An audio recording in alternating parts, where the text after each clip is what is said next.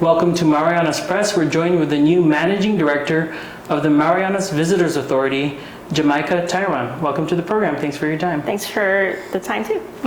And we're shooting this on Friday. This is the end of your first week on the job. But I understand there was a 2-week prep period, so you've been at it way before this week. Yeah. How's it been so far? It's been great. I feel like there's no better way to learn than being thrown in the fire. So it's been a busy week. We had our first board meeting on my second day, or my third day with MVA, and our budget is due today. And I had my first cabinet meeting yesterday. So it's been really great, and I got to see really what the operations is like and what the team does on a daily basis, and I am very impressed. They're preparing for marathon, which is tomorrow, and it's basically all hands on deck. Very dedicated team, and I'm very proud to be a part of the team now and to work with them to get tourism where it needs to be. Like you said, it is a crucial role and perhaps one of the most crucial times in the CNMI's history. So why did you want this job? It's a hard time. Some might say it's a lot of stress. What made you say, I want that job? This role is something that I've always aspired to for many years, and I've set myself up to learn about the role and about tourism. Being at DFS for 15 years, it is a travel retail industry company, and we're very involved in tourism, and we're very familiar with how the market has changed over the years. From Japanese, Korean, and Chinese, and then I became a board member in April of 2023. So I got to see from the board perspective a little bit more about the Marianas Visitors Authority, and I got to get experience in that aspect. So I think coming into this role, I was already familiar with the different programs that were in place, and I got to flow right into it naturally. There is a lot to learn on the operations side, but it is something, like I said, I aspired to for many years, and I'm very happy that this time has come. And I'd like to challenge myself to be a part of economic recovery in the CNMI. And I want to get to that economic recovery, but first, I also just wanted to give our audience a chance to get to know you, right? This is one of your first public-facing roles in government. Is it your very first government job? Yes. Right, and so, just tell us a little bit about yourself. Maybe some people are hearing from you from the first time. I mean, did you grow up in Saipan? Just tell us about the journey that has led you to this moment as the managing director. Okay. So I grew up on Saipan, and after high school I moved to Hawaii, and I went to Kapiolani Community College studying travel and tourism. Tourism has always been something that interested me. I remember when I was young, engaging with tourists already at a very young age at some of the hotels. So it's something that has been dear to my heart, and I studied that at Kapiolani Community College. And then after about 10 years in Hawaii, I decided to move back to the CNMI, and then I started working at DFS. So I went through several different roles within DFS, and my last role was Assistant General Manager of Operations. And throughout my entire professional career, it's always been around tourism and understanding the market. And so you said DFS, you just wrapped up your time there, and we know it's closing this summer. So you came back home in around 2010 then? Yeah, I came back in 2009. Yeah. And I'm just curious what your perspective is about tourism through those 15 years. I mean, you've literally seen at least the tail end of even DFS's life on Saipan, right? So, Yeah. I mean, what's just your personal observations of how things have changed? Well, I've seen the shift when from the time we got our primary market was Japanese, and then we started getting the Koreans and the Chinese, and each traveler has a different trend. They have different expectations, but overall they love the islands, and our island definitely has something unique. It's beautiful. Our people are friendly, and that's the feedback that we get from all the travelers, and it's something that is unique to our islands. And fast forwarding to today, there's a lot happening right now, and a lot of people are looking for hope. And with tourism being, you know, you can call it the number one industry or the only industry, right? Yeah. What is the outlook? What are you hoping to achieve in your time as managing director? What's the strategy? What's the plan? A lot of people are wondering, right? I know it doesn't solely fall on your shoulders, right? It's a whole of government approach, but what do you hope to achieve as MVA managing director? And what's your plan? Yes. So it is very complex. There's a lot of complexity right now dealing with the airlines and building demand. And so I guess that's my number one goal, is to build like a sustainable flow of demand. Something that building attractions and building activities on the island, basically building our product. So I plan to build our product so that people would want to come to the CNMI. There would be a demand. And when there is a demand, I would like to build capacity. Working with different airlines. Right now we only have Jeju, Tiway, and United servicing our islands, but I would like to build capacity and introduce additional airlines to service so that we're not solely dependent on just a few. And then, of course, the long-term goal is to make the demand sustainable so that we don't have to rely on subsidies, airline subsidies, or incentives, so that the airlines and the agents can be profitable, and then and build demand to make them profitable. We hear a lot about diversifying the economy. I wanted to follow up on something you said in terms of building attractions. You know, is that the cannabis industry? Is that the gaming industry? Is that the sports tourism industry? What are, you know, kind of the top three on your list when you think of attractions? Well, first, if I could step back a little bit, Sure. We are currently working on our global branding, and we really need to know who we are and what we want to go out to the world as. What is our identity and what can we offer? So in order to do that, we need to have certain attractions. And right now I understand it's difficult to get investors to rehabilitate the island after COVID. But we have a lot of attractions and features that are already existing on the islands.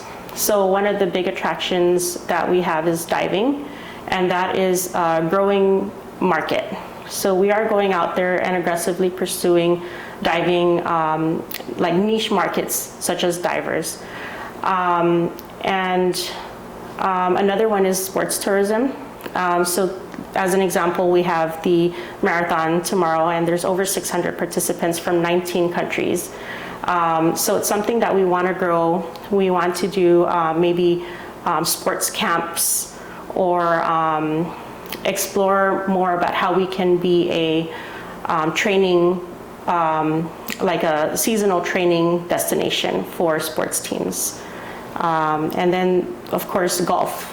Golf is another really big one that is very attractive to all the different markets, and we want to pursue that too. I want you to talk about the markets later, but first I'm curious about even, for example, Tinian and Rhoda, potentially the Northern Islands. What's the approach there? I know building the festivals, right, is one of the main focuses that you'll continue on? Yeah, so we want to definitely continue supporting the festivals that we have on the islands, and maybe look at different ways to also incorporate sports tourism, like highlight the diving, and maybe even have some additional marathon or triathlon events there. And one of the challenges with Tinian and Rhoda is always the airfare, the accommodations, and I want to look at ways to make it more accessible for locals and for tourists to access the islands. All right. And now going back to the markets, we all know South Korea is by far the most dominant right now. Can you just maybe run down the list? What is the approach for each market? South Korea, Japan, the controversial China market. Are we also looking at other markets, in Asia, Australia, potentially? So maybe we'll just go down that list, right? Sure. So South Korea, Japan, China, beyond. Yeah. All right. So South Korea, unfortunately, after the crash that happened in December of 2024, it kind of impacted Jeju Airlines operations. And what that means for us here is starting actually today, March 7th, until the end of this month, Jeju Airlines will go from 7 nightly flights to 4 nightly flights.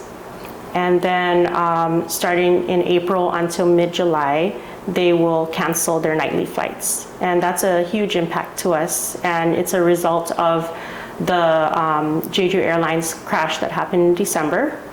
Jeju, following the crash, Jeju has to implement several safety standards, and that would mean maintenance and having standby flights for some of their routes. So they had to look at, which flights would be more profitable or less profitable for them and make decisions. So unfortunately, we will see the impact of that between now and middle of July.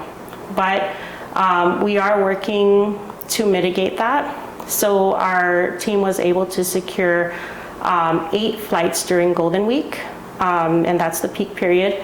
And then also when Jeju's night flights resume mid-July, we are also looking at having over 20 third flights per day to fulfill that peak period.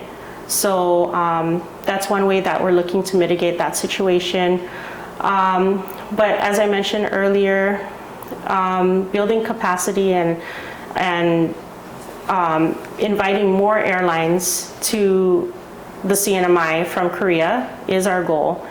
And we have been in serious discussions with a couple airlines, and we're hoping to try and get them to resume flights or to start up flights within 2025.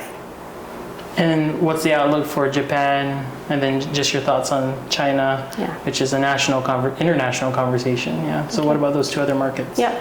So for Japan, currently we only have the United direct flights, and that's 3 times a week. There's also challenges with that because the flights fill up, and when the flight's full, you can't sell more seats. So we are working also with a couple airlines in Japan, and we're trying to get them also to resume flights within this year. The challenge with both Korea and Japan and getting those flights to come in is it's very competitive out there. All the destinations are begging the airlines and throwing very aggressive incentives to them. So we have to do the same. We have to be aggressive with our approach so that we can secure a reason for them to select Saipan. One of the big issues with Japan and China, and actually worldwide, is there's a shortage of aircrafts. So Boeing is over a year delayed in delivering aircrafts to almost every single airline out there. And it's impacting our ability to even approach or secure flights to the CNMI, even if we have some funds or some incentives for the airlines or for the agents. It's just difficult securing aircraft to service this route. And China, right? Everyone's talking about China, even members of Congress from Wisconsin, right? So, I mean, what's the approach there? Are you in lockstep with, the administration's approach, or, just what's the outlook for you in China when it comes to your role at MVA? Yeah. I think with my role is to always identify opportunities. And when there is an opportunity, we raise it. We understand the administration's approach and we respect it, but we always raise opportunities.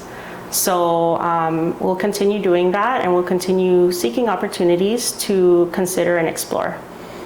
Would you want to open up a marketing office in China?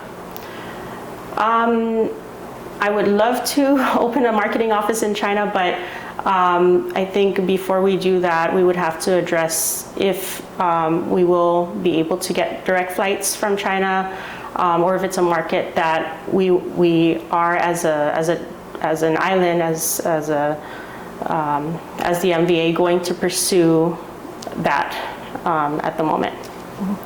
And what about other destinations? Australia, I know, is expanding its routes to Palau, for example. What's the outlook there? Are there any, perhaps even aspirations? Yeah. There are talks about exploring other source markets like Australia, Taiwan, Philippines, the Philippines even, yeah. And I think we should definitely explore those, but we need to understand and study and observe first. Like you mentioned, Palau, getting direct flights from Australia. We want to understand how that's going. Are the flights being booked? And we kind of need to do a study on it first. Funds are extremely tight. So it's going to be very difficult to explore a new market right now because it costs money and it costs resources. So it's easier if we try and grow the markets that we're in right now, given the limited resources we have, and slowly pursue other markets. My last question for you is, what is the path forward? Is there hope? A lot of people are looking for a ray of light, and perhaps MVA can be, the one to show us it, right? So what is the path forward? I know you're just a week in officially, yeah. But what are you hoping for? I'm just a week in, and I have a lot to learn, but I believe there is definitely hope. Going out to meet different people from Japan and Korea, our current source markets out there right now, they are very impressed with our island. We don't have a wide assortment of activities for them right now, but what we have is something they're looking for. A lot of our source market is traveling to Southeast Asia. It's quicker to get there. The flights are more convenient, cheaper, but when they get there, it's crowded, and they don't get that peace and that healing that some of them are looking for, and they will get that here. So I believe there is definitely hope. We can, as a community, as the CNMI, come together and identify how we can create attractions, how we can make our islands attractive and drive that demand. Thank you so much, Jamika Taijeron, the new Managing Director of the Marianas Visitors Authority. Hopefully this is one of many conversations we have. I know we'll be seeing you out there a lot more now. Yes. So thank you for your time. Thank you too. All right, and thank you for joining us. You can go to marianaspress.com for the latest headlines.